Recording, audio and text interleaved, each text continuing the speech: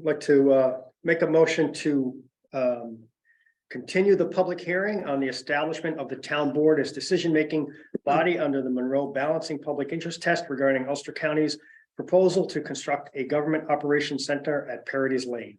Second. All in favor? Aye. Aye. And if anyone has any public comments for that, we can raise your hand on Zoom, or you can come up and speak. We'll keep the meeting open, the public meeting open for the rest of this meeting, at least in case anyone comes late. But if no one has any comments, we'll move on. I'd like to make a motion to open the New Paltz Town Board meeting for March 2nd, 2023. Second. All in favor? Aye. Please stand for the Pledge of Allegiance.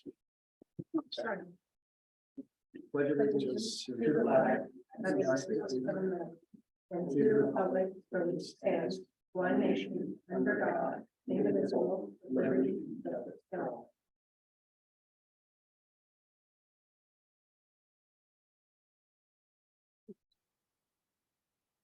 I'd like to make a motion to approve the agenda. Second. All in favor? Aye. And so announcements, the New Paltz Volunteer Fire Department requests that everyone pay close attention to their mailer about recruiting new members. Visit their website at newpaltzfire.org, click join and fill out the online application, or send them questions at join@newpaltzfire.org. And that's the only announcement I have. If anyone has any others? And not, I'd like to open the floor for public comment. If anyone has any public comments, we try to keep them to 3 minutes. And raise your Zoom hand or sign up and then come up.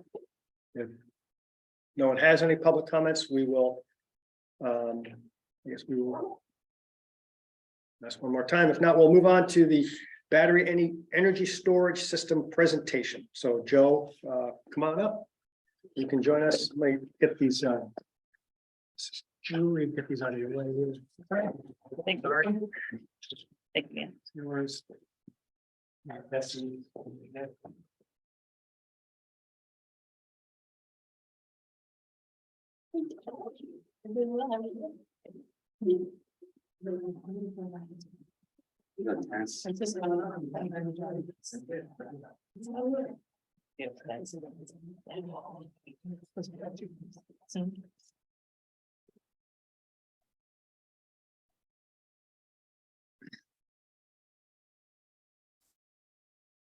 all right, thank you. Good evening, everyone. My name is Joe Wanda. I'm a member of the New Paltz Climate Smart Community Task Force, and I have been leading an effort to put in place the process and laws that would be necessary to introduce battery energy storage systems in the town of New Paltz. The state, so just to give the background, after you were going to get there, I apologize if I'm interrupting. So the Governor Cuomo had this was it, vision. I'm trying to think of The it. Climate Protection Climate Act. Protection Act, and we're to meet the goals of getting there. The state has passed a bunch of laws like the community choice aggregation law that allowed us to do that. A law that said we could buy streetlights and turn them into LED lights. They've also come up with model laws for solar farms and battery energy storage systems. But to then, you don't want to just adopt that model law. You put a committee together and they work with the local code officer, and they try to modify it so it fits the local area, and it's not just this generic law. And that's what Joe has been working on. So what you described actually is the larger transformation of the New York State electric grid. Unless you're close to it, it may not be apparent that there is a transformation underway. There is going on. Most of us think of it in terms of the renewable generation, solar and wind, but it also includes batteries as well. And across New York State, the introduction of battery technology is going to become an important part of that transformation. What we have been preparing and we've now provided it to the town board, is basically a description of where we think we need to go with regulation and the process for introducing batteries. I've provided to you 4 documents prepared through the task force and with review from the building inspection department. These 4 documents are what need to be evaluated now for adoption. Just quickly, what are the documents? The first document is the battery permitting application, and it's been consolidated with the solar PV permitting as well, because most installations of batteries go with solar PVs. Sometimes it's the solar is already there and the battery is being added to it, and sometimes it's both at the same time. So this would be for like a house, like a smaller. It covers single-family residence, multifamily, and commercial, but it's limited in scale. I'll talk about what that limitation is as well. So the permitting application itself for solar and battery together. To accompany it, we also have added language for section 140-51.3, which provides to the building inspector a set of criteria applicable to tier 1 batteries, and the ability to say, here's the criteria that we would follow to waive a site plan review. So that's the second document. The third document is the actual law itself, which covers both tier 1 and tier 2 batteries, and I'll explain what tier 1 and tier 2 batteries are in just a moment. This is the body of the regulations that would need to be adopted. Supporting that is section 140-4C and 140-8, which are the definitions and the permitted uses. And I'll describe also what's being proposed for that section as well. So that's what's been submitted thus far for your evaluation and review at this point in time. So as Neil mentioned, what's behind this is the Climate Leadership and Community Protection Act, which lays out a certain set of changes that will take place to the New York State electric grid. They correspond with goals for reducing greenhouse gas emissions by 2030 and 2040, but they also have technology goals as well. The introduction of battery energy storage systems, 1,500 megawatt of energy storage by 2025 and 3,000 megawatt by 2030, which has since been upgraded to, I believe, 6,000 megawatts. So that is a piece of technology that's expanding rapidly. So the Climate Act is what's fundamentally driving this. And recently they have finalized the scoping plan, which describes the roadmap for this transformation. And I didn't mention it, but they also they provide these model laws, so every single municipality isn't like just coming up with their own crazy law. And then when someone's trying to do something, an installer, they don't have to relearn everything. We're trying to make it easy and safe, but standardize it to some extent, but changes that fit our municipality as well. So this is if somebody wanted to put this in their home, they'd have to get the same permits that solar does. And That's correct. so they would in tandem, the solar company, who maybe was also the same company doing the batteries, would apply for that. And would there be subsidies for that as well, like there's for solar? There are subsidies available as part of the Inflation Reduction Act. Right. Yeah. So I won't go into great explanation around the transformation, but the most important thing to recognize is that the battery energy storage systems that are going in, they're across the whole supply chain. And if you, in the diagram, what you'll see in blue is that storage can be paired all the way back at the centralized generation, typically with renewable energy, such as solar or wind. It can be placed along the transmission lines themselves, or behind the meter. It can be used for residences, multifamily, and commercial as well. So battery technology can be anywhere on this whole stream of supply for electricity. that's the most important thing to understand about the battery energy technology. What do they look like? Can I just ask one Sure, more quick go right question ahead. before you move on to Yeah. that part? We have solar, so I Yeah. have a little knowledge of this tiny bit. So this would replace any extra solar energy being produced instead of going back to the grid, it would be stored in. It's an option. It's an one of the things you can decide to do is, it's called self-supply. Uh-huh. Take your electricity that you're producing from your solar panels, and instead of putting it onto the grid, you could put it into your battery. Of course, once your battery is full, it can then Then go out to the grid. So those are settings that you basically can run your system to. And so it's a choice on where should whatever electricity you produce, where should it go? Great, thank you. No problem. In fact, this next picture just shows, well, what are the different kinds of battery energy storage systems that are going to be out there in the world today? For residential, you'll see them either attached onto the side of a building, or they could be inside of a building, inside like a utility room, and you see that on the left-hand side, an exterior mounted battery or an interior mounted battery. So that's a pretty typical use. You'll also see larger batteries in commercial applications where they're on concrete pads. These are contained systems, roll-off kind of systems that are attached to the building through electrical cables, typically underground, but they could be overhead as well. And they provide a degree of backup capability, just as a residence would in the commercial setting. They would provide backup as one use of the battery. At the very end of the spectrum, you see utility scale batteries. These would typically be attached to transmission lines, and they are not really for backup, although they can be used in a backup situation. They're really used to balance the whole system, the electric grid, for reliability and resilience.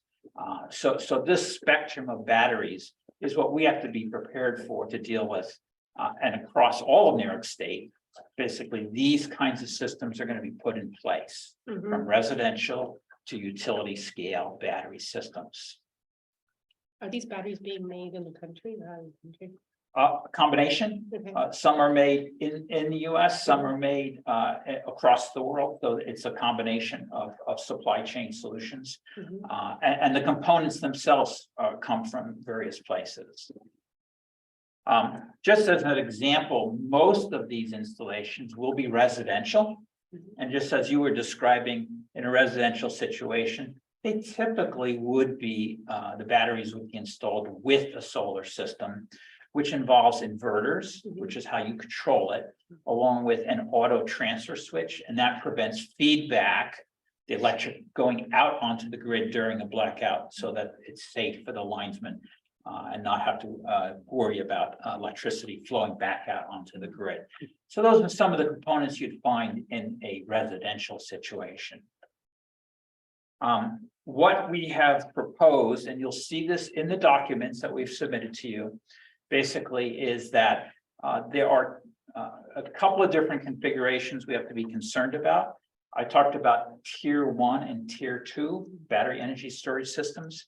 There's criteria for that. Tier 1 is less than or equal to 600 kilowatt per hour transmission of energy.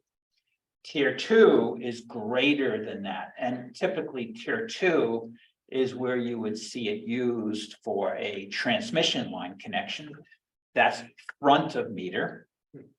And then behind the meter is where you might see a tier 2 battery used when you have a very large multifamily or an industry or some kind of institution like a hospital.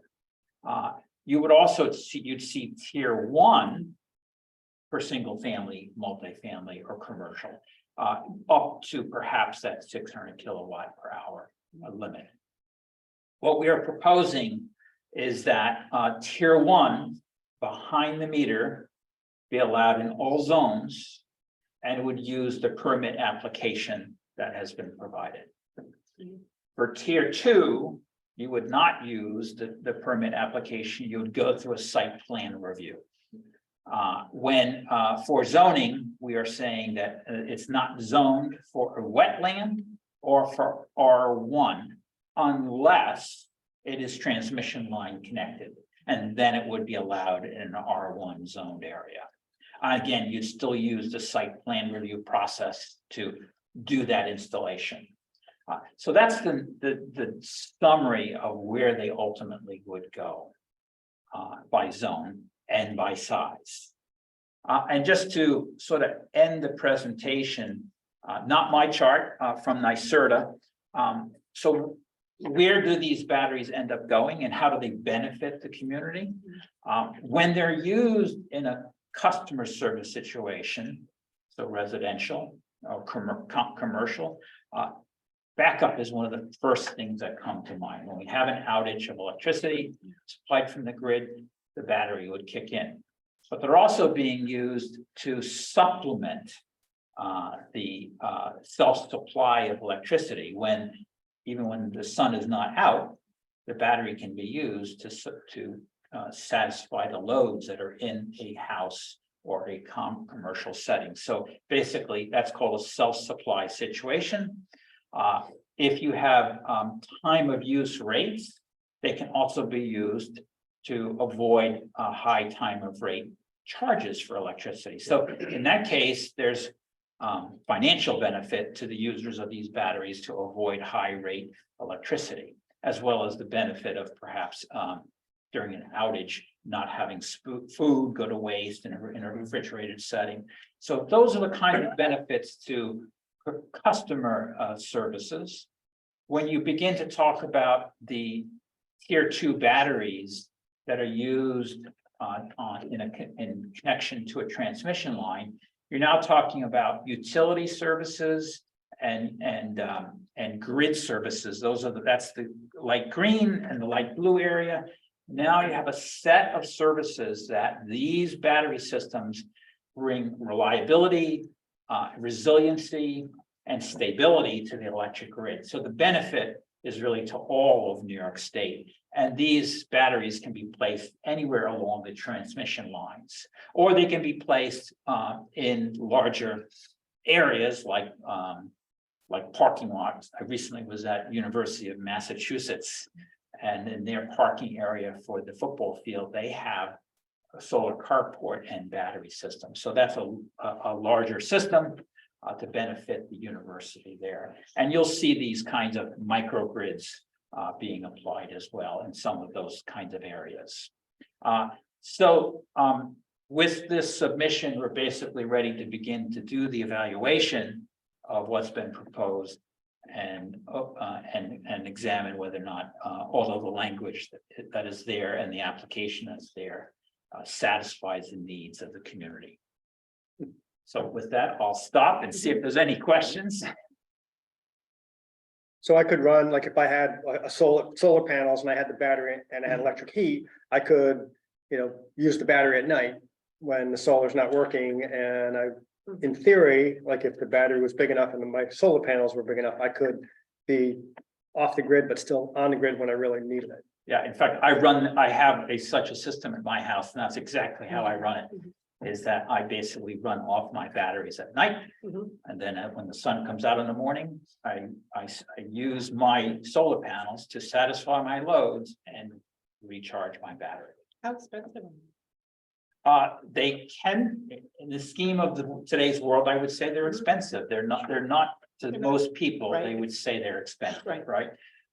But $10,000 kind of investment wouldn't be unusual to put batteries in place, but I think it really depends upon. That's a good generator costs. Yep, A good generator costs. a lot depends on how much backup do you want, right? What is this? What is the size of the battery system you want, and what circuits are you trying to satisfy? Yeah. Maybe it's just your well, Right, right? It's one single circuit, or maybe it's the whole house for 3 days. right. So it really depends on what your desires are as to how much you to invest to put that capability in place. Right. Makes sense. Yeah, but so like, I think one of the goals for this is to make it so like it's linked to the solar. So, because a lot of times, like Joe was saying, they're gonna be doing both. If you're gonna be putting the battery in, you're probably gonna have solar. Yeah. And so those, for the tier one, they're tied together, right? Yeah. And so it's, makes it, like it's, you don't have to restart the whole process and Right. it's like, well, do you want to do A and B or just A? Yeah. Right, and so, and then the next one, tier two has been a lot more work. To kind of make sure that is all right, but, Yeah. the goal is to also try to make it so like where. Because what also happens is, other people, may come and say, well, we want to put a battery storage thing in. And it would take us years, and we don't want to set this zoning up for a particular applicant. We want it to be done across the board and make it fit the town and not just like, scrambling to do it for, one person. And so I think this has been Yeah. 7 months now, 8 months. I think so, yeah. 9 months that they've been working on this. Yeah. Started probably in the spring, Yeah. I think that's about right, yeah. so, and we're trying to get this done before Stacy leaves so we can get her input as well. Well, I'm still a citizen, so you'll have my. Yeah. Well, professionally, but we should have copies of this. The 4 documents which Yeah. describe the application, and then this document, which is basically sort of sets the background. Why are we doing this? Why is this even a discussion? Yeah. that's And going then, on? so for us, we can review it, we can have discussions, and then we would put a public hearing out and work on the law and see what the public has to say about this. Great. So, thank you for doing it. And you also want to send it to Joe for that. Yes, Yeah. yes, yeah, we would send it to our attorney. So I guess the big question is, is the board, we're gonna have this conversation a few times, but, is this something the board is interested in continuing with? If so, then we can send it to the attorney for his vetting, and because then it costs us money, but if the board is like, no, we're not gonna waste our time on this. So that's the kind of what the presentation is for. And I would do that prior to the public hearing. Yes, yeah, the law, it will be final before we have the public hearing. Right. So the first, I guess the first step for us is, are people interested in continuing to do this? If so, are people okay with having the town attorney review it? I moved to continue I to, need to, pursue considering it. the amount of blackouts that we have on Springtime Road. I definitely move to have that back on. Okay, great. Yeah. So all in favor? I, Aye. We'll send this to us and we'll send it to the attorney and we can Yeah. see where it goes. Very good. I think you currently have all the documentation, and any Yeah. questions that generated, I'd be glad to participate All right, in answering any of them. thank you. thank you. All right, very good. Thank you for your hard work. So much, appreciate it. Thank you. You know. Okay, Janelle, you have a question? Just a comment. I just want to give gratitude to Joe Londa for all the work he's done. Our little task force here. I actually, my notes, our first official meeting was August 30th, and he has done so much work in the interim, working with the code enforcement officer and really keeping this project moving along. So it was a lot of time spent, so much gratitude to Joe, and I'm grateful to the board for passing resolution to take it to the next step. Thank you. Thank you. All right.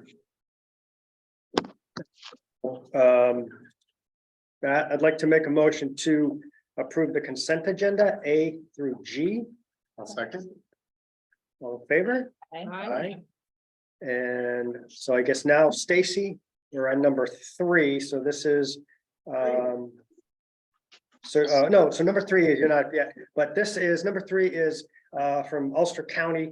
So this is a motion to authorize including a designated annual application period for landowners to request that their predominantly viable agricultural lands be included within the New York State Certified Agricultural District. And so we would set a date every year from March 1st through the 30th. And this is a mandate of the New York State Ag and Markets Law, Section 303B, And it's making it standardized. Yeah. during At the, that at the request from the county. And Makes so sense. this Makes is sense. to do that. I second that. All in favor? Aye. And number 4 is, the recycling center has an old vehicle that doesn't run, doesn't work. They would like to sell it at auction, so just like we've sold other. So this is a motion to authorize a surplus 1999 GMC box van. We're using it for storage now, but we'd like to sell it. Bring it down to the highway department for auction. I'll second. All in favor? Aye. Okay, and number 5 is motion to accept Amanda Snyder's letter of resignation from the New Paltz PD effective March 2nd, 2023. Second. All in favor? Aye. We are sorry to have her leave. So, but we'll talk more a little bit about some of the changes that the chief had some ideas to make some changes. So, Oh, good. so acceptance of Andrew Hedy's letter of resignation from his position as MEO, Hedy? Hedy, as MEO for the town of New Paltz Highway Department. All in favor? Aye. And here we are, Stacy. Review changes to the code for chapter building construction and fire prevention. So just to let you know, we're a little late in doing this. It should have been done by the end of December. But here we are. But they which is didn't, fine. it's signed, mid-December. Well, again, So the state Here we wanted us, are. the state wanted us to do this by the end of December, but we didn't even have a meeting in that period. So, but Stacy has been working on it, so. so chapter 78 in our local code is the code that governs the building department and the enforcement of the Uniform Fire Prevention Building Code. Department of State has updated, or New York State has updated part 1203, which is the guidance under which our departments operate. So we had to update our local code. We do this occasionally. Fortunately, the last time we updated our code, most of what we have is what is still in the model law that they send down. They don't recommend that we adopt the model law as written. Of course, you have to change it to suit your, your needs. I did go through, I did make the applicable changes to the local law as it pertains to our program. I sent it out. I think you all have it. Everything in blue has been added. Things in red have been changed. So basically what I did was going through the local law. I had to add some definitions, which, the changes that they're making, other than one section, which is really not applicable to us, but someday it may be, so it was put in here. And there's really a question for Joe on whether or not we can reduce the several pages of parking garage requirements into a much smaller paragraph, because we don't have any parking garages.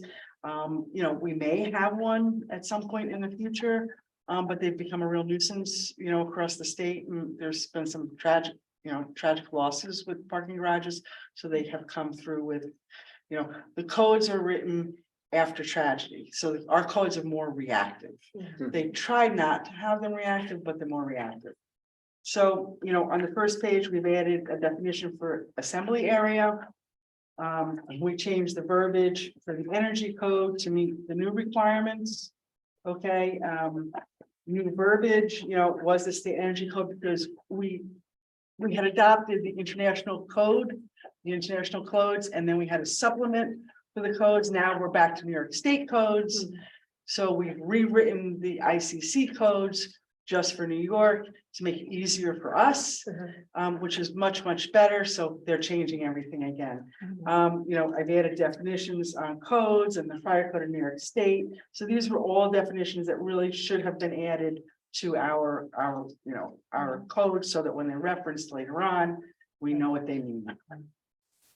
There's quite a few of them. We've made changes to, the uniform code. It used to say the New York Uniform Fire Prevention Building Code as currently in effect and is hereafter amended from time to time.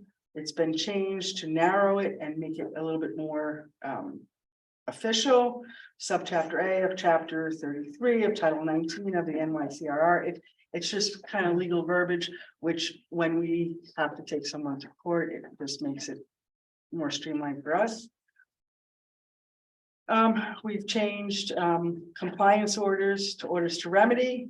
And the chapters have changed because as we go through and change, the chapters have changed, so I've made those changes. The state fire administrator is no longer part of this process. Now it's the Department of State, so those changes have been made as well. Okay. Wow, talk about model law. Yeah. It's not that Well, like I hard. said, our law was done several years ago, and we did it in a fashion so that when they did come with a new change, we weren't changing everything. Okay, you'll see, in section D, there's a lot of redlining. Yeah, That is still in here. It was just easier for me to remove it all and then put in the new wording. There really wasn't much. What they did was they made it clearer.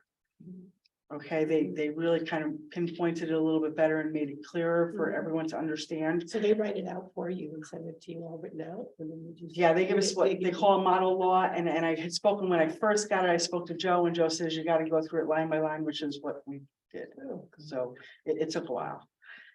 So we went through it line by line. I didn't leave anything out that they were recommending.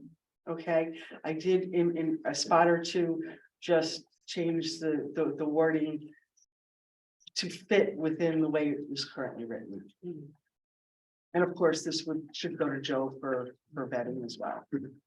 Okay. So this section here, we're in section D, it's really what we're telling people is this is what we need to issue a building permit. Okay, so it becomes clearer for those reading the code, knowing what they need to submit to us. Okay, and it gives us the footing to say, no, we need drawings that are stamped and sealed by a registered architect or engineer. So, things of that nature, and that's what this is. Okay, we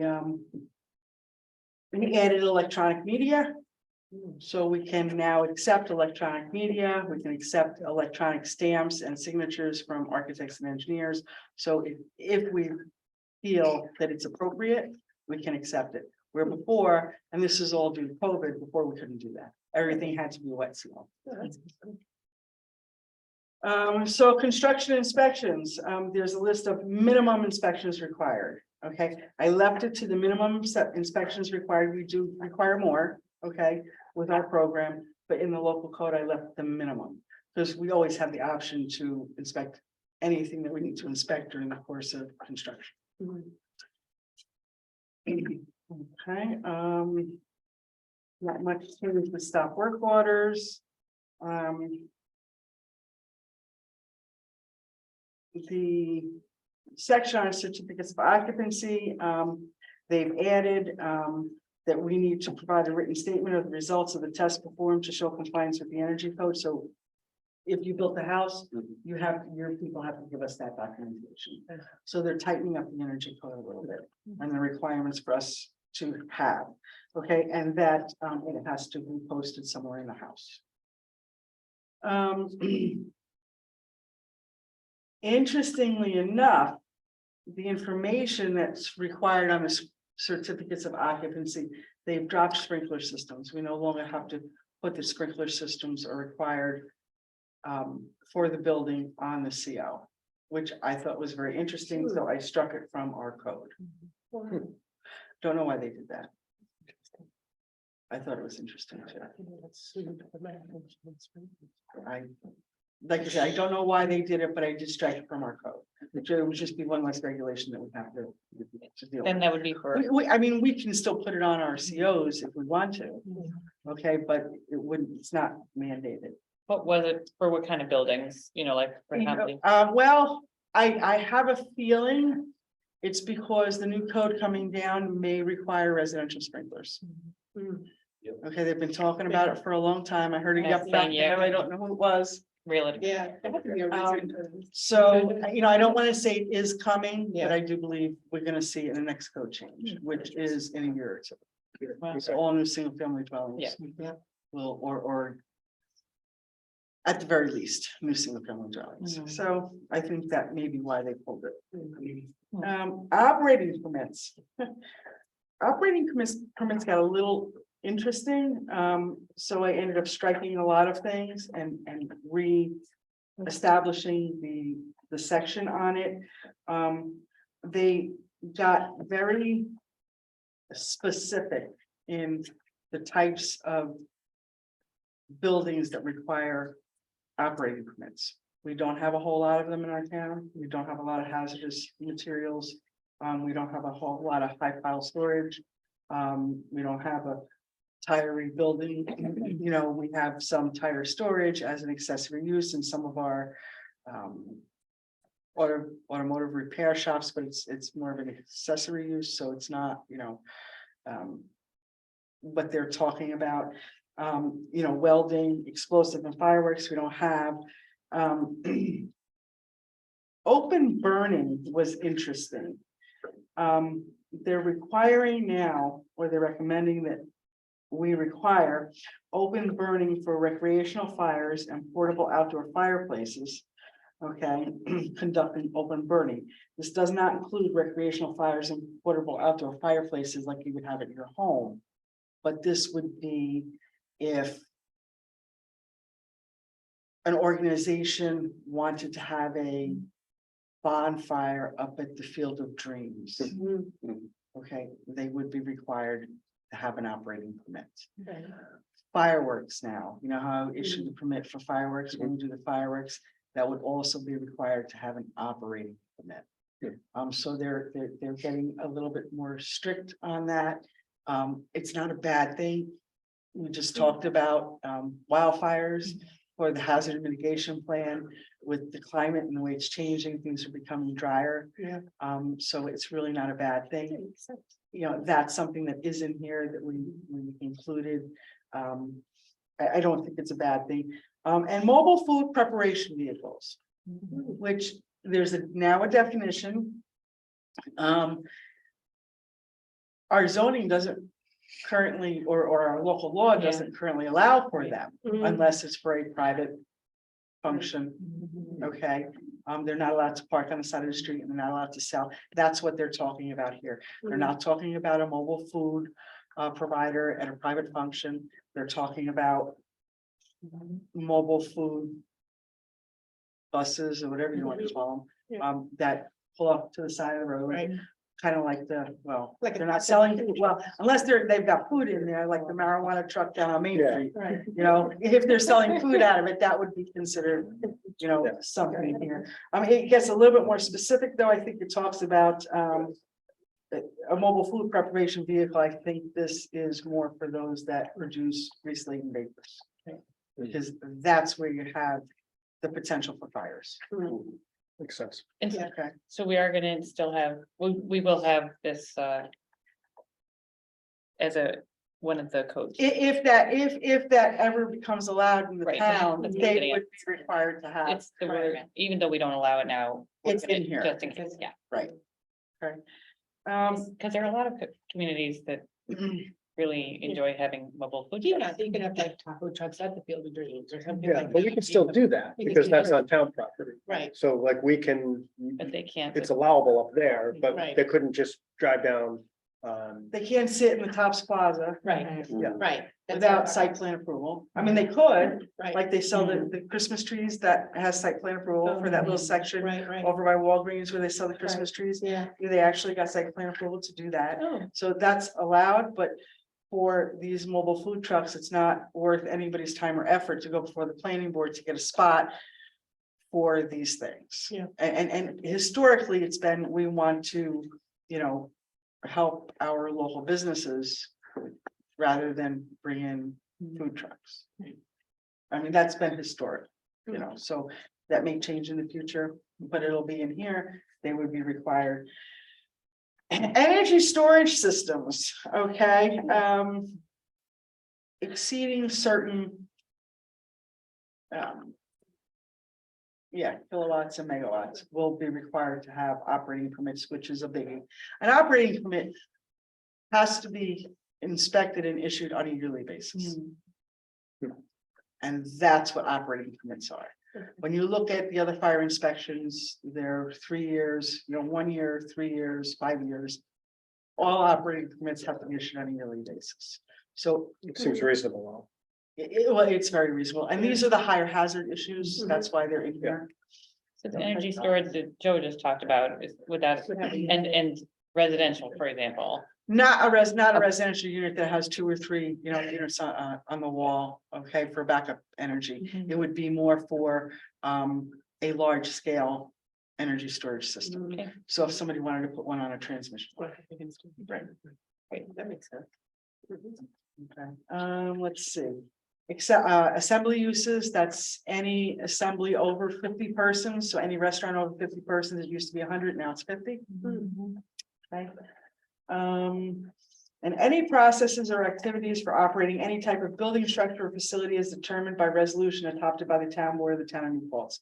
So if something comes into town and the town board thinks that it may be hazardous or for whatever reason you want it inspected in a yearly manner, you can say that this type of use, we need to require yearly operating permits. So that's in here as well. That's something that's new. Okay.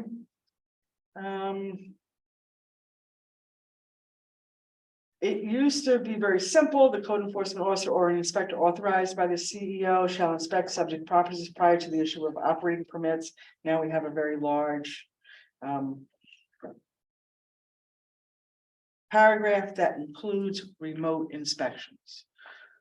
Again, this is due to COVID, which does put a lot of relief on the department because some inspections can be done remotely. Okay, some inspections cannot.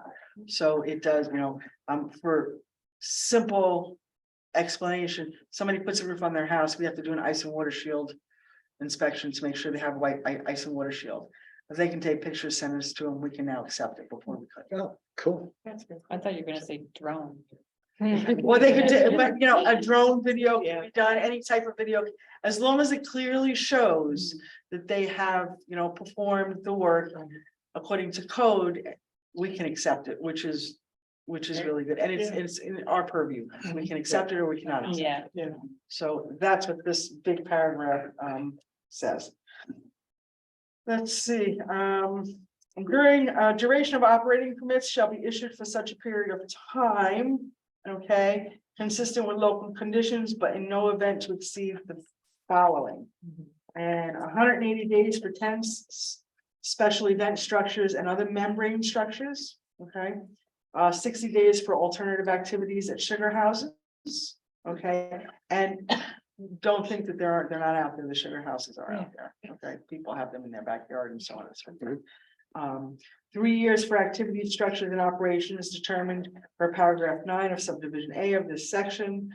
And that is the less hazardous occupancies, and 1 year for all other activity structures and operations identified in subdivision A of this section. So it's pretty standard. They've added the sugar houses. They're just tightening things up and they're making it easier for everyone to understand. Let's see, fire safety inspections and property maintenance inspections. At least once every 12 months for public and private schools, colleges, including any buildings for schools and colleges containing classrooms, dormitories, frats, sororities, laboratories, physical education, dining, or recreational facilities. That's new. Some of it's new. That's gonna be a lot of work. Yeah, it could be, it's the Well, same amount of work, just more frequent. Well, there's SUNY's in the village, so. Yeah. It's not I was necessary. about to say that. Well, we don't allow, we have some private schools, okay, we don't have any private colleges. The town does not allow dormitories, fraternities, sororities, we don't permit them, okay? We don't have any laboratories, we don't have anything under physical education, we have some dining, so it's gonna increase. Restaurants. Some of the restaurants, because they used to be 100, now they're down to 50. So that's that.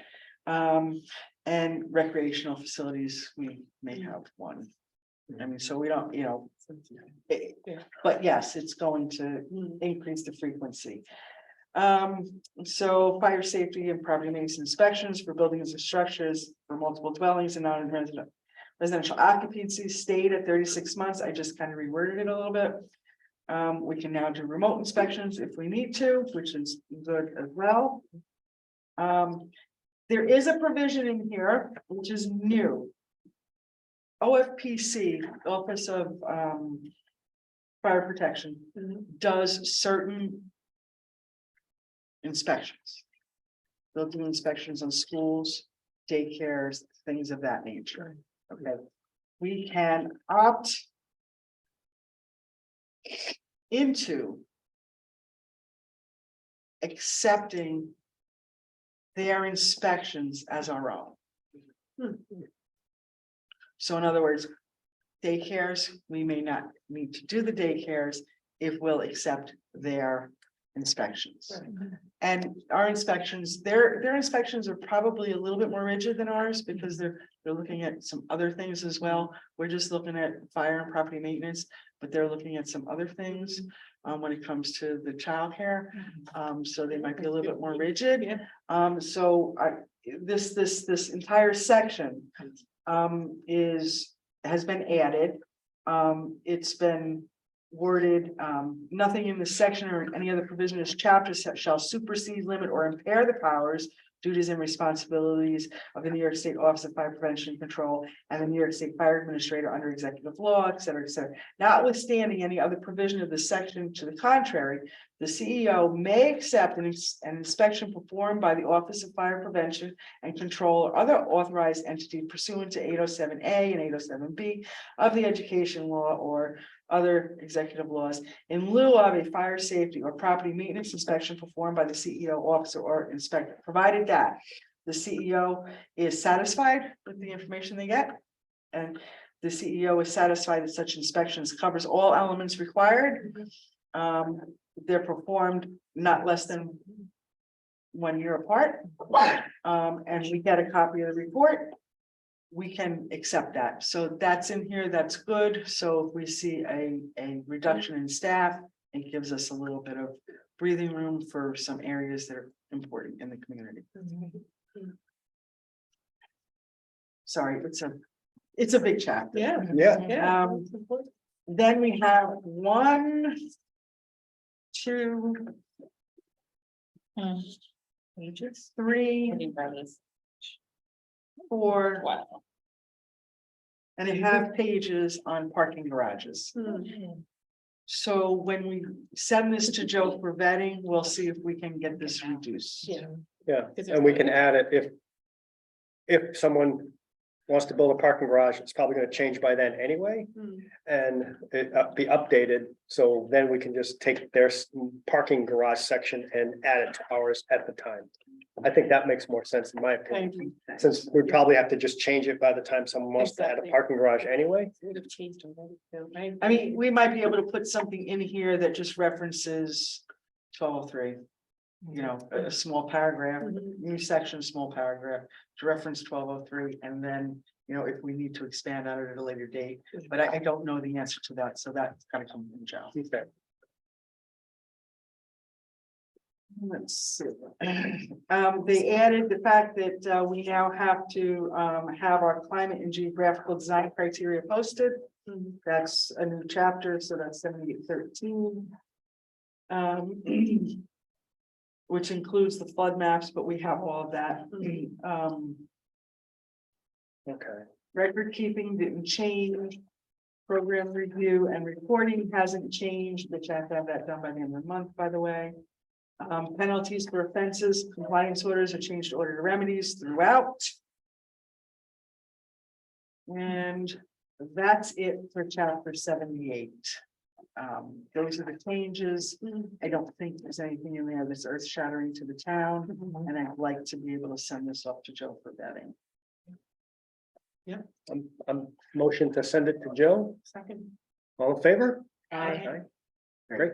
Thank you for all your hard work on it. Yes. Very detailed, very very good. Yeah. We That's appreciate it. Now, Stacy's been busy. Yeah. for He's the, always. for the bigger conversation, Oh. okay, this, where are we? Number 8. So this is discussion regarding changes to the accessory apartment local law, chapter 140-17. Okay, And so this is, we've been talking about this as a board for a few years. The county has been, encouraging us, and we had that presentation on, adding more housing. This was one of the things that they suggested we do. A bunch of other towns have already done it. We already had an accessory dwelling law. But I'll let Stacy explain the rest. so our current accessory apartment, okay, law, which I would recommend we change it from accessory apartment to accessory dwelling units, it's become more standardized. It's what everybody uses. It makes it a little bit more, fluid for everyone. Our current accessory apartment law allows you to have an accessory apartment either within your existing house or in an existing accessory building, okay, under certain provisions. The provisions are, it cannot be more than 35% of the total habitable square footage of the existing dwelling, and that dwelling has to have a certificate of occupancy of not less than 7 years. Okay, and that was changed. Oh, I don't know, several years back, because the law was written that you could only have an accessory dwelling unit if it was, if the structure was built prior to the effective date of the chapter. So I could have a house built in 1980 and have an accessory dwelling unit, and you can live next door, have a house built in 1990 and you couldn't. So we changed the law. I think you were around when we changed it. We changed the law to grow with time. So the 7-year mark was the average turnover of new dwellings. Because the local law, our current local law, does not allow you to build to accommodate an accessory dwelling unit. Okay, so it has to be within an existing structure. Okay. And there are other criteria. The door has to be on the side. You have to have appropriate parking or 1.5 parking spaces. So we're looking at making changes to make it easier for people to increase density. We have some things coming down from the state that are gonna, impact, I think every town and city in the state in regards to housing. They're looking at a 1% mandatory 1% growth over 3 years for a community such as ours, which, if these regulations aren't lightened a little, we may not make that. And they haven't said what the penalties are gonna be, but this is the appropriate time to do this. So I've been looking at the local law. And I'm proposing that, the first thing is our local law says in order to have an accessory dwelling unit, you have to get approval from the planning board. You have to get a special use permit from the planning board. I'm looking to strike that completely. Yes. Okay, it's a pain in the neck for the planning board because I do the review, the engineer does the review. It takes time to go through the process. And if we say it meets all the requirements, the planning board is generally okay with that. So I'm looking to make it as an as-right where single family residences are permitted, accessory dwelling units should be permitted also with simply a building permit, provided that they meet the requirements. And I'm looking at provisions that allows the building inspector to send it to the planning board if they feel there's something about the specific case that needs to go there. So I'm not completely taking them out of the mix, but I'm leaving us wiggle room to get them there if they need to be. It's only allowed in existing structures, and this is a discussion for the board because I don't know where the board wants to go with this. Some municipalities allow you to build, okay, to accommodate an accessory dwelling unit. The town of Esopus is actually a good one because this town of Esopus has three different types of accessory dwelling units. They have a dwelling unit within the existing dwelling. they have an attached accessory dwelling unit, Mhm, and then they have a dwelling unit in an accessory building. mhm. Freestanding. Right, and they have Yeah. no, there's no requirement in their local law that says that you can't build to accommodate. So if I have the space according to the bulk regulations, Mhm. and I wanted an accessory dwelling unit, I could build one attached to my house. As long as it doesn't exceed the size or they don't have a percentage. They have a size from 400 to 7, the smallest would be 400, the biggest would be 750. We have a percentage. And quite honestly, I don't know which actually works best because accessory is subordinate to, so it has to be less than 50%. Once you hit 50%, now you're looking at 2-family. Right, So we don't permit 2-family dwellings. right. So I'm not sure which one is better, and it's really a discussion the board should have on how you want to go with that. Mhm. Right now, we don't allow it at all, which means that persons with smaller homes can't accommodate an accessory dwelling unit. And sometimes those persons who live in those smaller homes are the ones that really could benefit from Absolutely. the accessory Yeah, dwelling. and the crisis that we're in right now as far as housing. You know, There's it's something that Nothing. opens up. I mean, I like what Esopus has done. They have 3 different tiers. But they have one that is within, you said, Yes, they you have have it. one that is within your attack. One that's within, one that's attached, and one that is under the 50%, but it stands alone. What they have here is they have types of accessory dwelling units, depending on their location relative to the principal dwelling. Accessory dwelling units are classified into 3 categories: interior, attached, and detached. Right. So an interior accessory dwelling unit is located within the principal dwelling. The interior accessory unit can be built through the conversion of existing space, including but not limited to an attic or basement. Mhm. Attached accessory dwelling units are living spaces that are added. Right, Okay, so they're allowing you to build right. to the principal dwelling and can be located to the side or rear of the primary structure or an attached garage. Mhm. And then you have detached accessory dwelling units are structurally separate from the principal dwelling, including attached garages.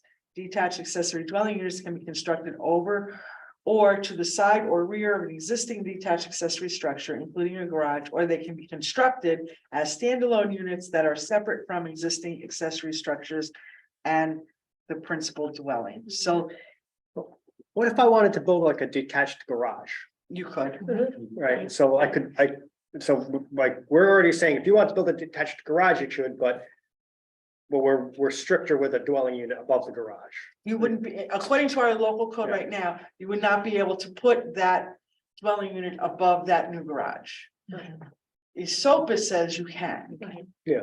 I'm the Esopus. Yeah, me too. I am very much so. Yeah, I mean, could maybe, Me too. Right. If- Necessary, what not? yeah, no, I think it's a good idea, but what if we said maybe then, because they're potentially impacting the neighbors more? What if then they went before the planning board for a detached one? For a new A structure. new For a new structure, structure. Yeah. That was livable. yeah. But if it wasn't, if it was gonna be attached or something, then you could go with through the code officer. Or maybe the code officer could decide if it's gonna be, bigger. Well, my question is, I mean, well, if anybody wanted to build any kind of structure, they would have to build it according to the bulk regulations. Right. So if you had a conforming lot, your setbacks would be the same as if you built a new single family dwelling, or if you built just a garage. Okay, Whether there was a dwelling unit above the garage or not, you could still build that garage. So the garage can be built as of right okay. As long as they meet the requirements. with the bulk But requirements, the right, minute your it becomes setbacks. the minute it becomes a dwelling unit, then that's when the permits come in. or- Well, Right now you couldn't do it. right now you couldn't do it. Right, right. Okay, but Right. if you put it in. did something like ESOPUS has done, Mhm. if it was permitted by right, Yeah. you could build a garage, you Mhm. could put a dwelling unit above it, okay? Yeah. As long as you met the requirements of the code, Right, a building permit could be issued. If you don't meet the requirements of the code, you would have to go for a variance. Mhm. And that variance request would ultimately be referred back to the planning Right. board for comment. What if theoretically someone could possibly want to build multiple garages. Only one, well, So- only, well, you could have multiple garages, okay? But you could only have one additional dwelling unit. So you could have your primary and the accessory, but no more. Yeah, and we're still, I think, correct me if I'm wrong, but we're still gonna have an owner occupied requirement in Well, there, Yeah, you know, so. it has to be. Yes. The idea is Second that someone can't home. come Yeah. in, buy a house and then turn it into ADUs and start, you know, that actually hurts people because it makes people want to come in and just buy up all the housing and turn them into Exactly. And ADUs. to further that conversation on many of the local laws that have passed through the county planning board, the county planning boards required modifications. They recommend that accessory dwelling units, number one, they recommend that they be permitted by right, which is what we're discussing now. Right. And then they also have put in required modifications in some of the municipalities that not only, you know, obviously, we all say they have, the primary residence needs to be owner occupied. Mhm. Ulster County says, well, it really doesn't matter if it's the primary or the ADU that's occupied by the owner, as long as the owner lives on the Right, premise. exactly. As long as the owner lives on the premises. Yeah. I think that's it. you But know, their because- required modifications have been that they not be permitted to be used as short-term rentals. Yes. So we don't have Airbnbs being. Yeah. built, right? I'm Correct. Yeah. I can see both sides of it, right? Yeah. So I think if you're living there and you say, oh, I'm gonna make this an Airbnb, my guess is you're not gonna do it for long. You're gonna be like, this, I don't Yeah. like this anymore, but it may incentivize you to build it, which then makes it built. But I worry that if you put a lot of all these rules on it, people are like, oh, you know, it's not worth it, I'm not gonna build it. Yeah. So if you make it like as attractive as possible for people to build ADUs, Yeah. then they get built. And I've talked to a bunch of people who like have Airbnbs, they do it for a little while because they think it's gonna be like easy money, and then they realize like, God, this is a lot of work. But then this is their primary residence, right? Yes. Which makes it, they respond. I think that makes a big difference because then you know who's there, then you know that it's being built. It's on your property, so you're gonna be responsible for it. I Yeah. think that's the thing. It's when you don't. Right, that I you think the just- county looks at it as Yeah. you're negating. Creating the much needed housing by allowing them to be used as Yeah. short-term rentals. And I think that's where that's how they're looking at it. But do you disincentivize people to actually build the ADU in the first place by putting too many regulations on it?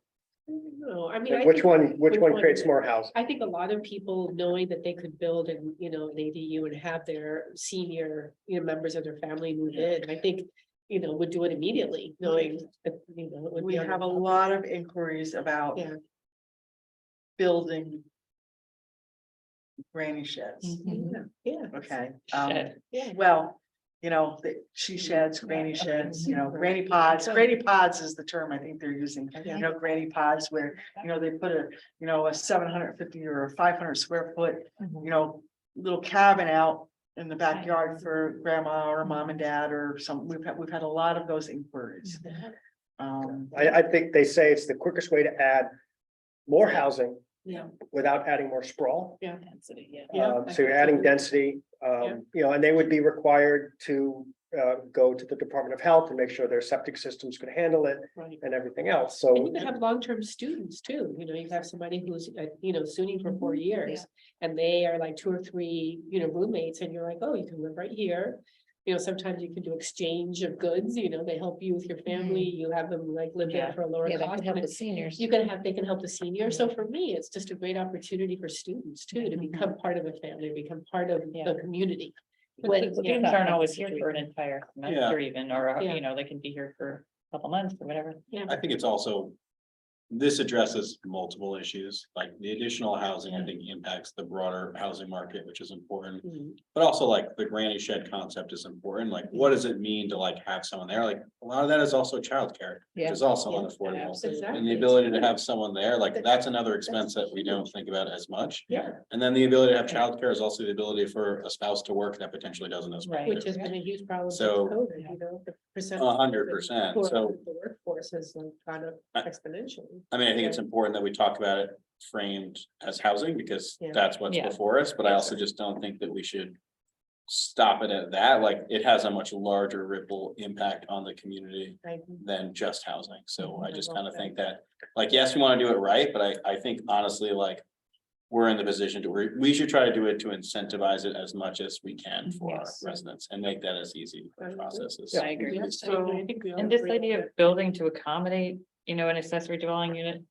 I think we should explore that for sure. If we Yeah. don't allow that at this So- point. Mhm. So this, it's in here, I have it in here somewhere. So, our code says habitable space. I changed that from habitable space to finished space. Mhm. Habitable space is defined in the Yeah. building code, is very difficult to quantify on a plan. Because you have to eliminate closets and bathrooms and utility rooms and different spaces, because they're not technically habitable. Mhm. So I took that out and I just put finished space, which gives you a little bigger footprint to work with. So your percentage gets a little higher if we use percentage. A tiny home, we do not allow mobile homes, okay? A tiny home technically, according to the definition in our code, is a mobile home. They're not permitted in the town of New Paltz. A tiny home is defined, okay, in the building code as 400 square feet or less.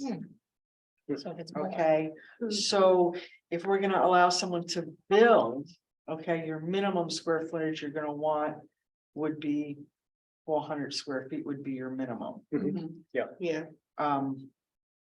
If we're not gonna use a percentage because we're using a minimum square footage to build, because now we're allowing people to expand if they need to. Yeah. Okay, do we have a maximum? I mean, could we have, Can we look into It could it? be a smaller. We can, so Smaller square footage than the original. yeah, could we have the maximum be So we- 50% of the, less than. 50. Yeah. less than 50% of the We current? can, we can go. So minimum 400 and maximum 50%. 50% of the. And that's, we're Could be talking less about than 50. tiny house, right? Excuse me? Are you talking about a tiny house at this point? No, I brought I up like the that fact house. that a tiny house was 400 square Yes. feet. Right. Okay, so it's pretty small. Pretty small. And I brought that up, I think the reason why I brought that up is because we don't allow tiny houses and people want tiny houses. So when they see, oh, I can I think they put, do. I can I put probably it. live there. I can put a granny pod in my backyard, okay, and if we're not gonna put it, if we're gonna start with no STR regulation, okay. Then people are gonna wanna start pulling those babies in, Yeah. Yeah. you know that, Yes. Yeah. Come on. so, If we Exactly. put a You sell them on minimum- Amazon. Yeah. okay. Which is at the 400, which is the maximum size of a tiny house, anything over 400 square feet, it's not classified as a tiny house. I got you. It kind of takes them out of the, Mhm. takes them out of the picture, Mhm. in my mind. Mhm. Do we not want tiny houses? Yeah, I actually, I know What's we've talked before that we don't have them. We I- don't permit We that. don't permit them. But what's a downside? I actually would be interested in having a conversation on Yes, why that me too. Yeah, is. why And what's not? the I mean, I was at the downside? Ulster County Fairgrounds where they were showcasing the cutest tiny They're houses. so I cute. walked in them, I loved them, and we were, Slightly And ironic. we don't but, allow But it was slightly ironic we had it in town. But, Right. And I know that that's a different conversation, probably Yeah. not for right now, but I think it's worth having the conversation on why For we sure. currently do that, and if that's something we want to. We want to keep them, yes. Well, for this purpose, a tiny house is not Yeah. permanent, so Yeah. I don't think they fit here. Mm, Okay, Okay. Sure. so that makes sense. That answers our Yeah. question. Okay. There we go. What's We the- don't have to deal with it now. Well, yes, But I Yeah. think, I think But do people put septic, do they connect the teeny house to septic? it's an issue. Mhm. Okay, and that's one of the reasons why, we don't have any specific regulations on tiny houses. Mm, They're not permitted because based on our definition in our Yeah. codes, I would classify it as a mobile home Right. and they're not permitted. Okay, not to mention you're only permitted one dwelling per lot. So any that you Sure. see out there are Yeah. currently in violation. Yeah. Okay, and then we have a couple, Mhm. okay, that we need to go after, but they're currently in violation, and God only knows what they're doing with what they've got. Yeah, so we want to make sure that, Home streaming the meeting. we want to make sure that, that the ADUs have, like correct septic and water and everything. And that's all governed by the health law through the health department, and, we can't issue a permit for an additional bedroom unless the health department signs off on it. So that's a change. I'm taking some of that verbiage out of here Yeah. because it's health law. Yeah. So we don't need to duplicate it really. So it's something that I was looking to just pull out of the law and condense the law. Yeah. But so think about what you think the maximum should be, should be 45%. You can't go to 50 because Yeah. they're, Okay. Yeah. okay, but maybe you want it as high. Currently it's 35%. You might want it as high as 45%. But it still has to be subordinate to, so, okay. Mhm.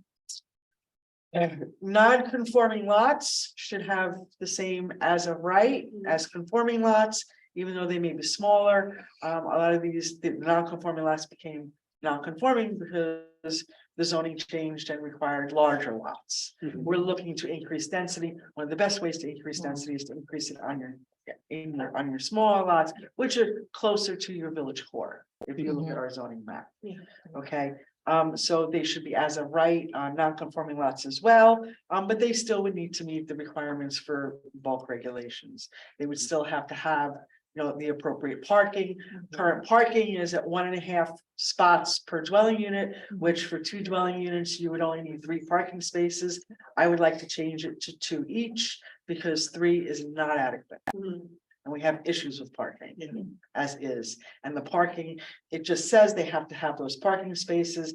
I am looking to change the language to say that the parking has to be convenient. Okay, because just because you have a driveway, that you can stack 4 cars in, it's not gonna work. We see it all the time. We see it just with the rentals. Mhm. Okay, yeah, they've got enough parking, but they don't. They park in the street and they park on the grass because nobody wants to be inconvenienced to move their car for someone else to get out. But if it's owner occupied, it's gonna be convenient. Because Not necessarily. maybe Okay, not. I have, I have, Yeah, I guess when you got a couple of teenage kids and everyone's driving and Right. you have lots of cars, yeah. Might come in late. Yeah. So will we define convenient? we could define convenient. Because it could be construed how, it can be seen different ways. It if could be we seen don't- different ways. It would be seen, the only way it would be seen differently would be through your code enforcement official. Yeah, but I'd be a little worried is, so say I'm renting to my mother, right? Who maybe doesn't even have a car, Right. right? And so like now I have Or a to add student. 2 more spots. Mhm. And I Well, you don't, have to and you have don't need room for 2 more room for spots. 2 more spots. Might not. I feel like that's to Restricted. potentially make someone who, was able to do it, just not able to do it. Yeah, it's more restricted. Because of the, Can it be per? can they widen the driveway? Is that Can too they much afford work? to? Well, we could I talk don't about understand that. that question. Yeah, I mean, That's a you can question? talk Yeah. about, we can keep it at 1.5, which brings it down. I mean, it includes, it's not just exterior. If you had a 2-car garage, you've got 2 in the garage. But that's a Those big those house. count. What know about, what I mean? so you're saying you don't want people on the street, parking on the street, that Well, doesn't count? Is that what you're Yeah, saying? because technically, unless otherwise stated, you're not supposed to park on the streets. You can get a ticket for parking on pavement, number 1. Yeah. Number 2, our code prohibits parking in the front yard. Yeah. It's very, in all districts. Yeah. So, Yeah, but it's parking on pavement in the town is allowed. no, I've actually gotten a ticket for parking on Can't pavement on actually Morningstar Drive. I mean, I looked into it when I was working, when opening the Millbrook Preserve and they said it's okay to park on pavement. The police said. I don't They know. can take it. I mean, I don't know. How long ago was that? No, I was just an interesting It question. was probably.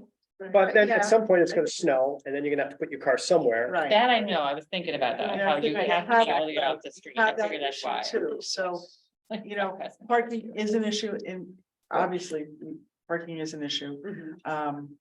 So we can leave it at 1.5, which is what it is now. We don't have to change it. We can leave it at that. That will give you a little flexibility if you know. And we can revisit it in a year if it starts to become a problem and you get, messages from the police department that are starting to ticket cars and it starts to become an issue. We come back a year later and say, okay, this has to be changed. Okay, we'll leave that at 1.5. I would like to include some verbiage in there in regards to screening for the non-conforming lots. Okay, because they are close together, maybe require that they have some screening, which row hedge or, you know, evergreen trees or something, you know, just for maybe car lights or, you know. Yeah, I think that's reasonable. yeah, I think that helps the neighbors. Yeah, but it's easy Gives to them do. something to, Yeah. you know, Let's see. yeah. We talked about the septic requirements. I was gonna kind of pull those out because it's a health requirement, but you know, it's health law requirement. I mean, I don't think we need to duplicate it. Let's see.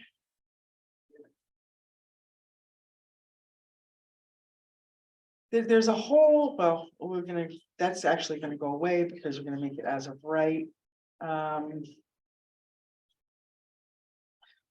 We'll take out all the planning board requirements and drop them down to code official, okay, and building permits for as of rights.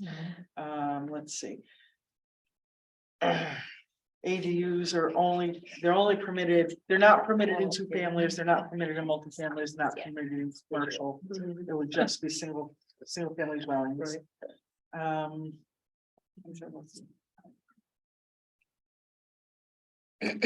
That's the meat of it. We discussed the short-term rentals. We'll leave that out for now. The county's gonna try to add it anyway, so then Well, we can it's- decide. Yeah, it's gonna come down as a recommendation. I think you have to have the supermajority to override them. Okay. So if it comes down as a required modification, you can override them with a supermajority, I believe. This was a good discussion. I'll put together what we discussed. Yeah. I'll send it to you all individually. Being that I'm on a short timeline, if you could all review it. And get your individual comments back to me. I can incorporate them into a document, hopefully get them to you for the next meeting. Okay, if we can move on this quickly. And I am getting busy in the month of April and May. But I will certainly stay around to see this local law get passed. Yeah, We appreciate it. appreciate You it. know, I'll volunteer my time in the Mm. future to see if Thank this. you so much. This is a lot of gets work. put We really through. appreciate this. Well, we've been Yeah. trying to do it for quite a while. Yeah. This So, helps our town a lot. I think it really, this is very important. oh, and the other big thing that I wanted to talk to you about is. In order to have an accessory dwelling unit in an accessory building. You have to have 1 3/4% of the required. Lot size of the district. Okay, so in an R1, you have to have 1.75 acres to have an accessory dwelling unit above your garage. Okay, I wanted to take that out. Yes, Yeah. yeah, Oh, take yes. that out. That That's seems fine. overly Yeah, restrictive. that Yes. does. Yeah, Thank you. yeah. We have one more. Okay. Nice. Okay, no, that one's done. Yeah, no, not Next, next. the next one. Yeah, number nine, Review. number Nine. 10, Number- 10, Revisions no, to subdivision. 9, No. No, not. cluster subdivision. Yes. Number 9, so this is a recommendation from the planning board. And just so everyone is aware, right now, if you were just doing a lot line revision and you weren't even adding another lot, we call it a subdivision. Is that right? That's one of the facets. And you want me to go from Yeah, go front to back? Yeah. Go ahead. Okay, I did current law and I did proposed changes. This is coming from the planning board. I'm just here to explain it. The current law requires that in appropriate cases, the planning board may require a cluster plan if it believes it would benefit the town and achieve 1 or 2 of some of the objections in the subsection. Okay, that's what the current local law says. So it's at the discretion of the planning board whether or not they want to require a cluster plan, okay? There's no set. It could be a 4-lot subdivision and they may want to see a cluster plan because it's 40 acres. You could be, you could be, you could, They can do that. They can, You could be- that's what that says. They can do that. but you could be subdividing a lot for one house. And they could say, we want a cluster plan. Because you have 40 acres and they But you're- want to see. So how do you do a cluster plan for one house? So, And that's been asked. it came up in I a can see more why. recent, request for subdivision. I think it was 3 different lots, but there was a lot of acreage and it came up. And the planning board said, this is crazy, okay? So that's what has prompted some of these changes. Okay, what they're proposing to change, that they remove that term cases. Okay, in appropriate cases, remove that, okay, because what is an appropriate case really? Okay, and they're inserting a specific number of acreage and a specific number of residential lots. And they clarified the section of the objectives that they want to meet. So that happens to be subdivision applications involving 15 or more acres of land and 4 or more residential lots. So at that point, they may require. Yeah. Okay. To see a cluster So plan. They don't currently, have they're to. not, currently, can you just read the language again, just that shows that they're currently, again, they only may require cluster subdivision, cluster. So what it says, okay, it says in appropriate cases. The planning board may require that a cluster development plan for the property be prepared. If in the board's judgment, cluster development would be in the best interest of the town and achieve one or more of the objectives set forth in subsection C.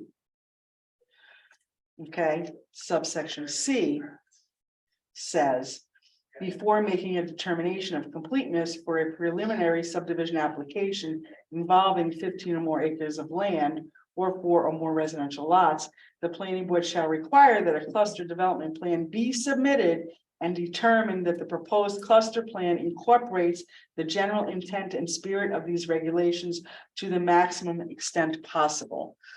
What that does is it triggers a whole lot of engineering and a whole lot of extra time and cost to the applicant and the planning board. Yeah. Okay, because it becomes a requirement. Yeah. And what they're saying is, Well, what is the benefit of a cluster? well, the benefit of cluster will give you more open space. So that's where I'm Okay. coming from, because I'm familiar with it, having, the ENCB, is a little involved in this, and I'm the liaison to them. And so I just wanted to be clear that there is we should be considering what the benefit of clustering. But we're keeping the size the same, right? Yeah, they're We're keeping not changing. They're keeping the 15 the 4 lots and the 15 acres, but they're changing the language, okay? To.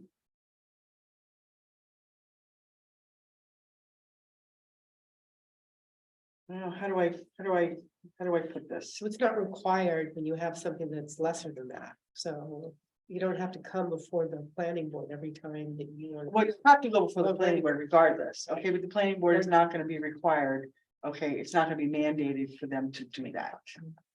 Okay, and it's a little bit more specific. It's not. It's a little less specific, I guess, is less A little less specific, okay, I think it's a little less specific. Okay, and they're looking to strike that whole C, which is what I just read, okay, in regards to, providing those maps.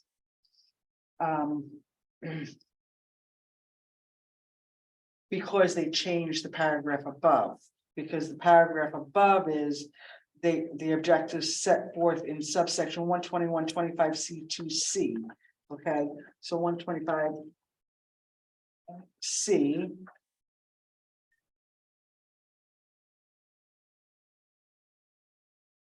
Yeah. 2.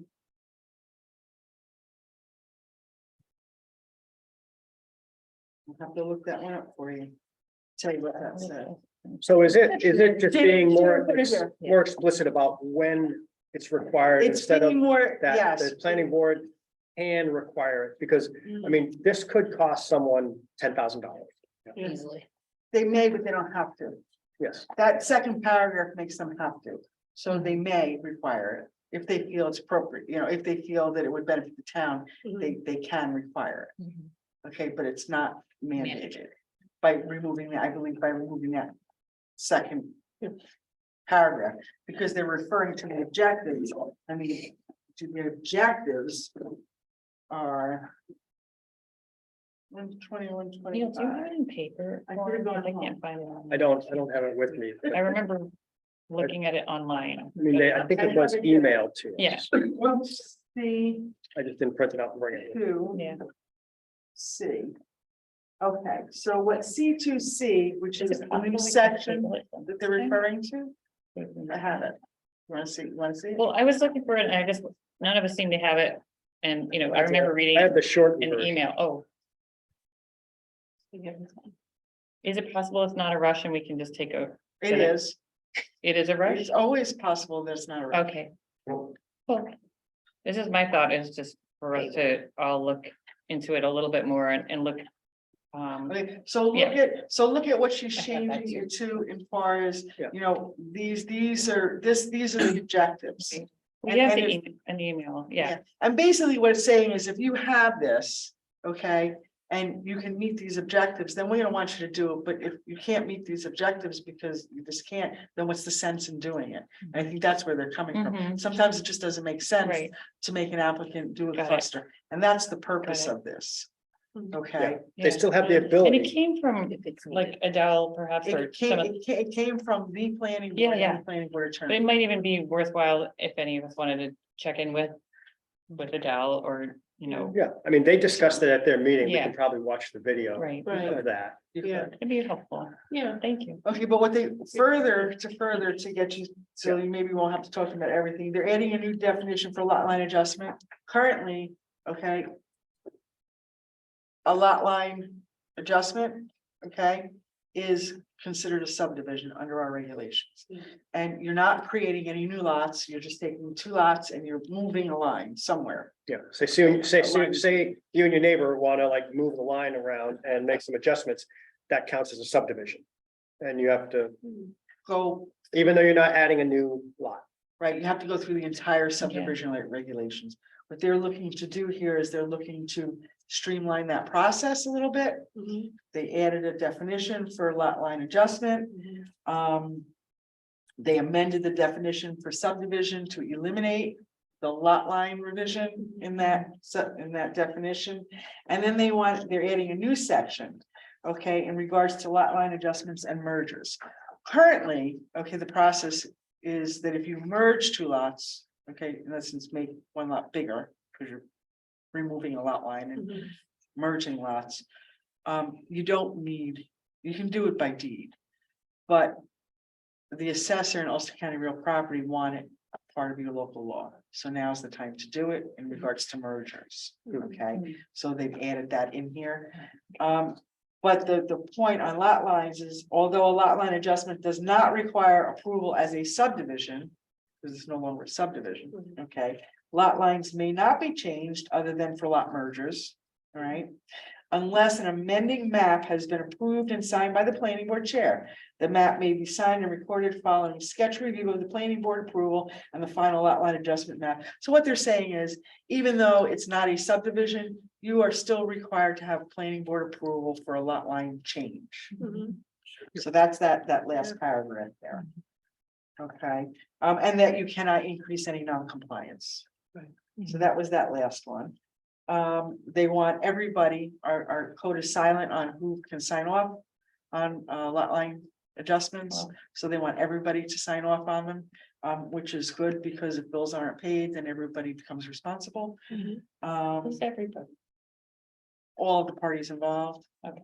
So like we've had lot line adjustments that have involved 3 or 4 different parcels. You know, they've Yeah. moved things around to make something work somewhere, Mhm. okay?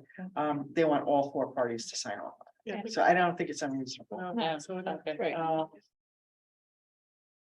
Oh, and the other big thing about lot line adjustments is that public hearings would not be required. Okay, if the planning board felt that it warranted a public hearing because it was substantial enough, they could require the public hearing, and if the planning board requires a public hearing on a lot line adjustment, then it becomes a subdivision. And it has to follow all the regulations of a subdivision. So, and I don't think that's unreasonable either. So. that's the gist of that whole thing. But yeah, take a look at the planning board, meeting when they discussed it. You feel free to reach out to Adele, Okay, any of the other thank you. planning board members, or Ashley, their attorney. Okay, great. Thank you. That's all. Thanks, a lot of work. Yes, thank you.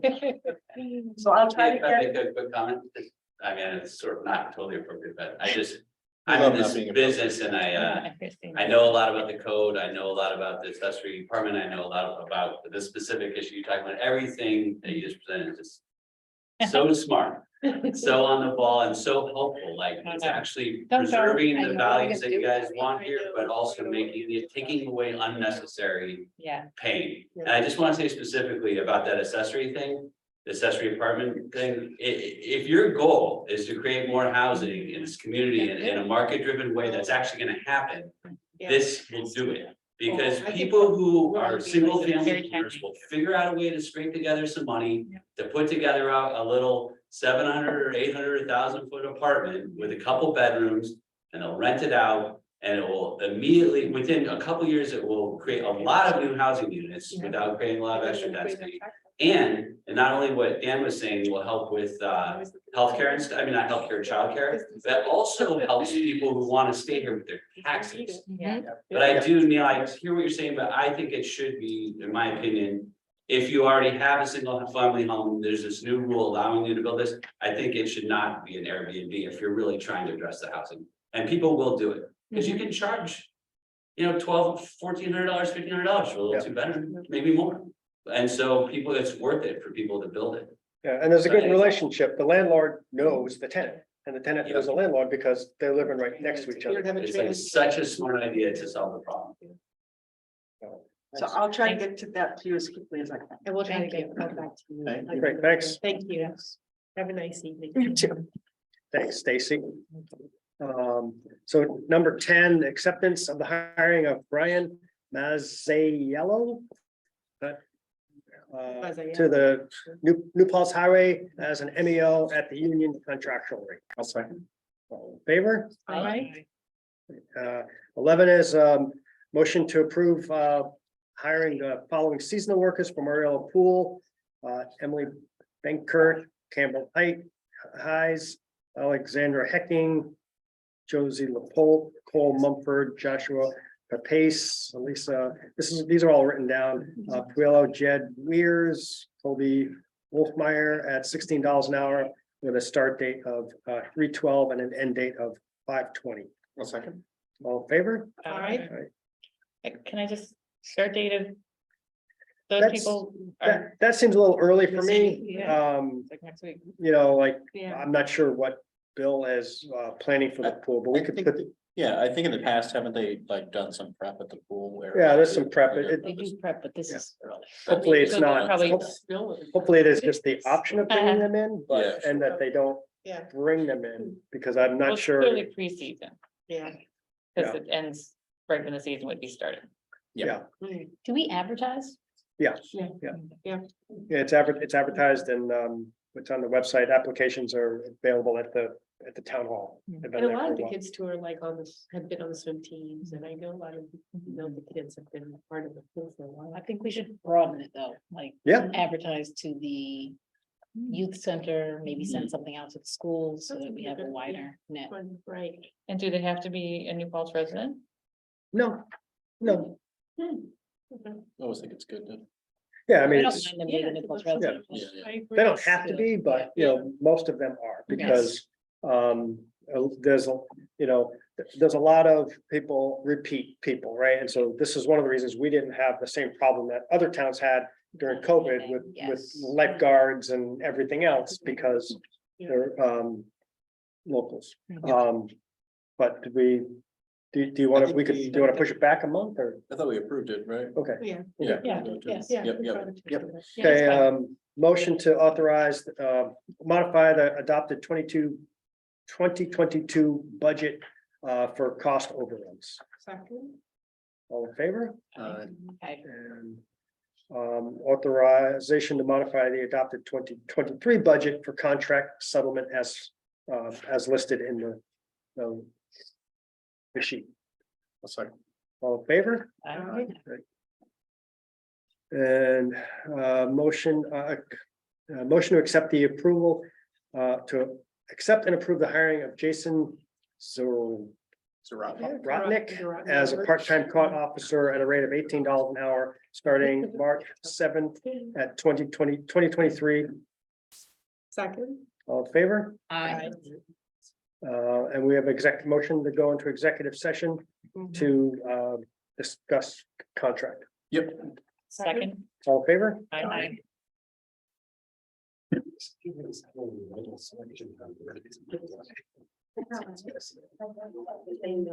Had to listen hard with my phone. Like,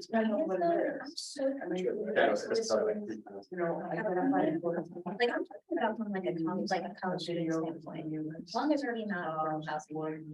Now, if I'm doing, I'm talking about, like, you're talking about, like, so I'm having garage. Live and media mode, okay, anything else that's. And housing on campus. It depends on what it is, you know, obviously, if anything I'm saying is not gonna be done. Oh, There's limits. There There are limits, there are, you know, so specific things can be, you know, which is nice. I don't know if the state can allow that. Yeah. Because, exactly. It's like us. Well, can I send you a picture, of that place with tape measure, not allowed to be something that you have to. Yeah. Exactly, like. Now, somebody can send us. Like a their picture, family. say, here we are, you're the house. Like you're living on that property. Yeah, it's a far cry from, say, building violation amnesty, like. So, like, Yes, no, Take care. okay. No, I was gonna do the world campaign. It's a picture of Ryan the times and the code enforcement officer, especially in times of, like we saw in COVID, or, or in times of, Yeah, that's certainly real. Makes sense. Thank you. I was wondering. That's all, and all of that, that's all you wanted to know? Oh, I understood. You're like- I am not, if in a perfect world, I would have you give me an entire lecture on what both requirements are, but I'm not cool enough to do that. Because I don't think anyone in town really understands those except like 6 people.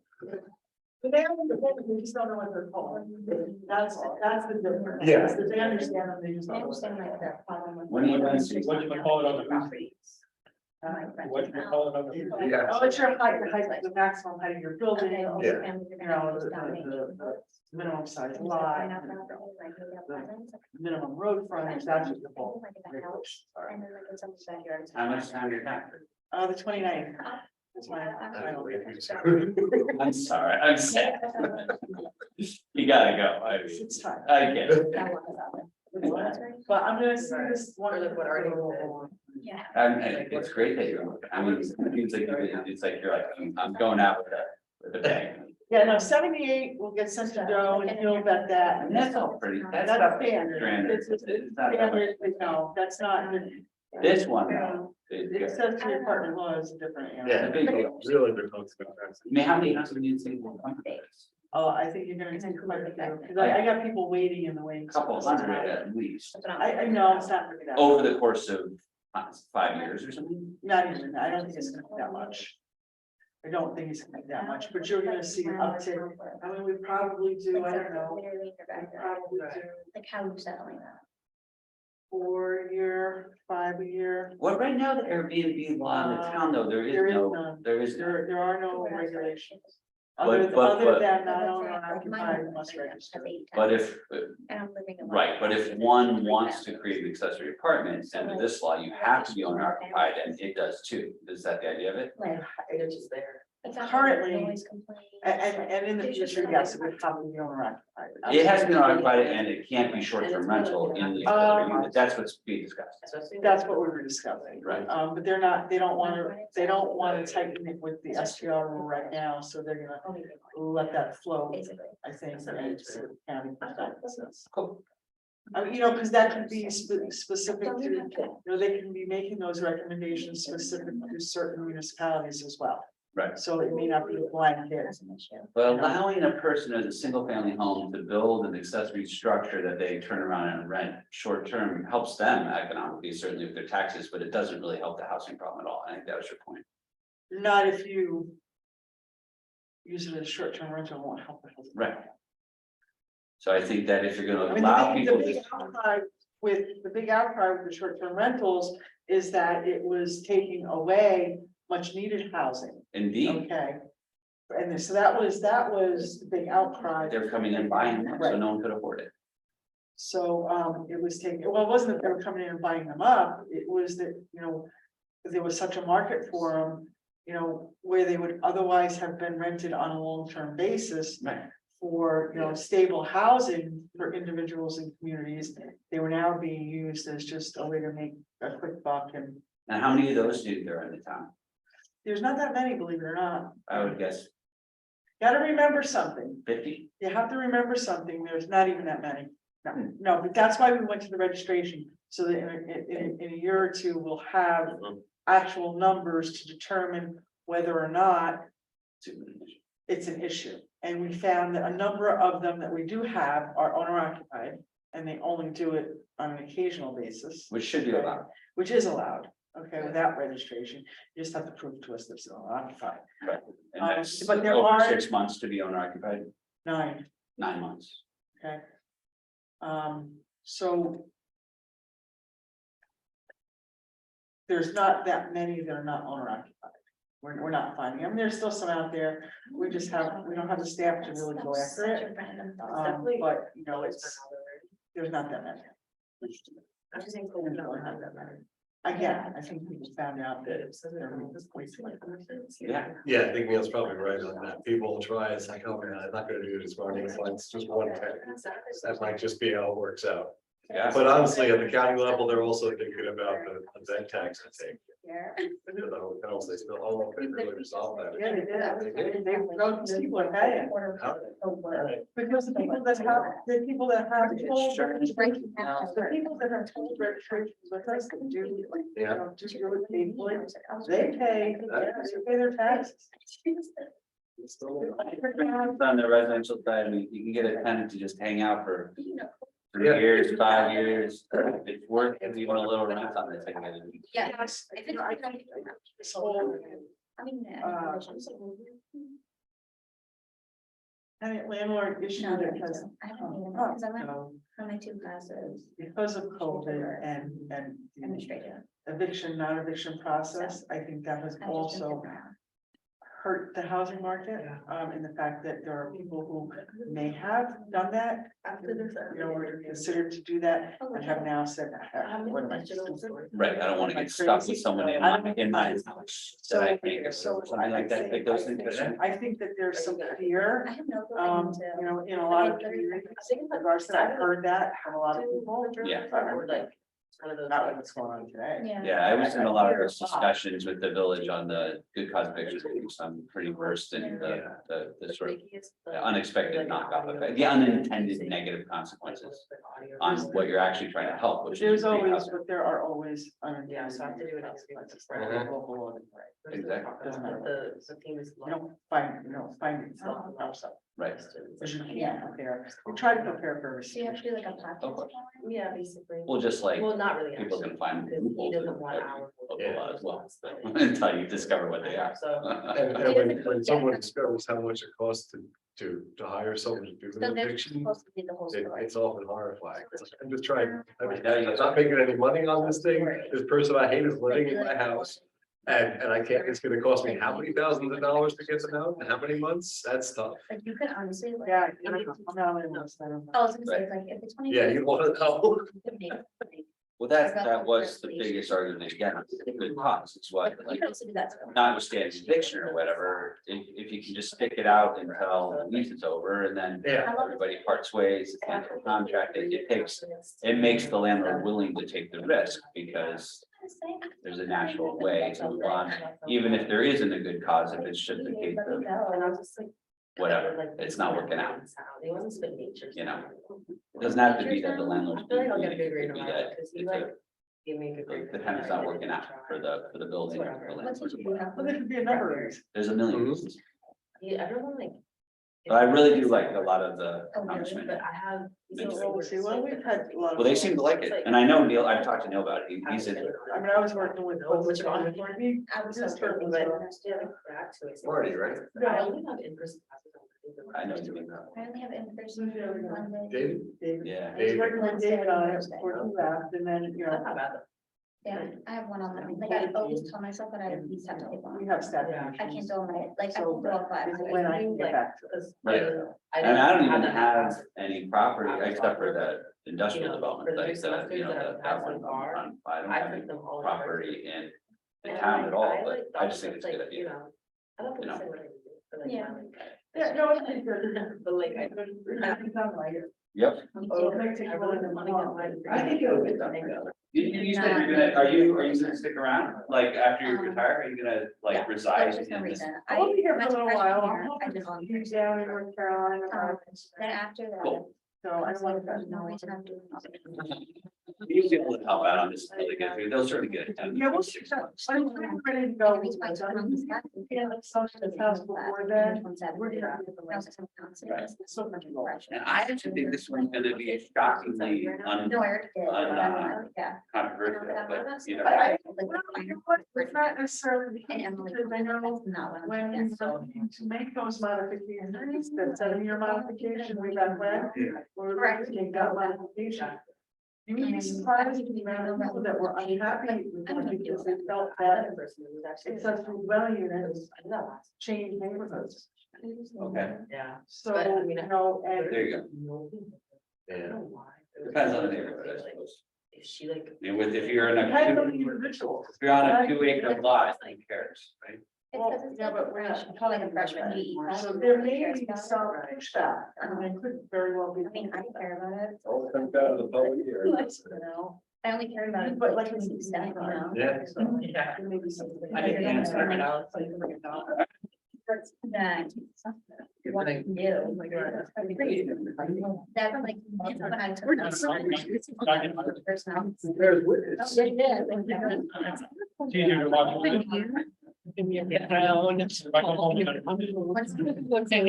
Unless you're too able. Like to make a motion to come out of executive session, and I'd like to make a motion to authorize the approval of the MOA with the town hall unit. Second. All in favor? Hi. And I would like to make a motion to authorize the supervisor to work with Alta Planning and accept the low bid when we get them for the tree work on Henry W. Second. All in favor? Hi. Aye. And number.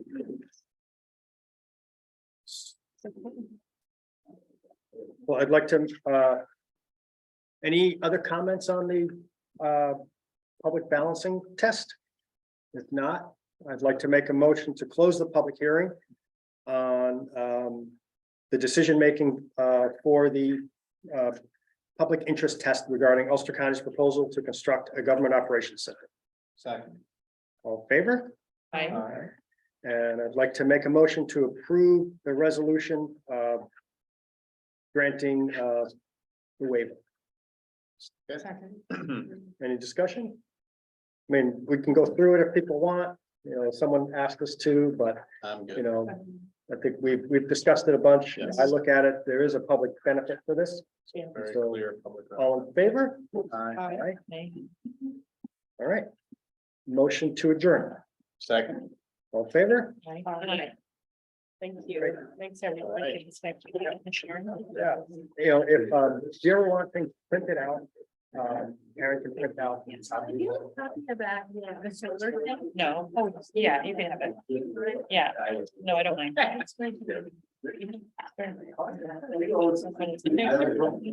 Do you guys need a signature? Someone wants to talk to me? Requirements. They have to live. Did you call court? They have to be a Democrat. Thanks for joining.